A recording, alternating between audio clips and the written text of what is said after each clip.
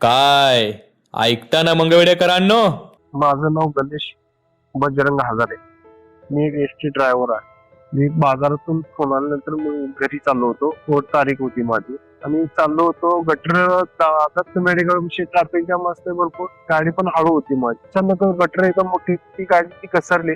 ती पूर्ण गटरीत गाडी गाडीच्या वर अशा अवस्था झाली. ती उलट जर झालं असतं तर मी आज त्याचं खालत आलो असतो. आणि काल पण हीच घटना झाली होती. एक बाई चालत चालली होती.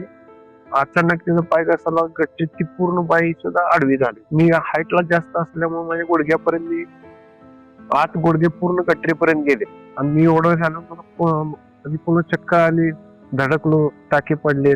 पुन्हा मला काय चक्कर आली, मला तिथे काय कळलं नाही. सगळ्यांनी मिळून मला दवाखान्यात आणलं. आता डॉक्टरने सलाईन लावले.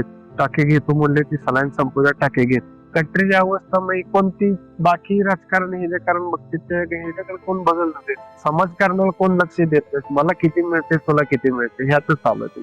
सगळ्या गटऱ्या जिनीज लाईनला तिथं झाकण नाही आणि जिथं झाकण आहे ते 5 इंची झाकण आहे. आता बाजारपेठेत 5 इंची झाकणाची ही केलं जातं का? एवढी बी अवस्था बेकार आहे, तरी पण लक्ष देत नाहीत. आणि नगरसेवक मनमानी कारभारात करेल का नाही करेल, कोण लक्ष देत नाही, दखल घेत नाही. त्यामुळे काय किती दिवस अजून हेच चालणार? चला बदल घडवूया. जनतेच्या स्वाभिमानासाठी, शहराच्या विकासासाठी.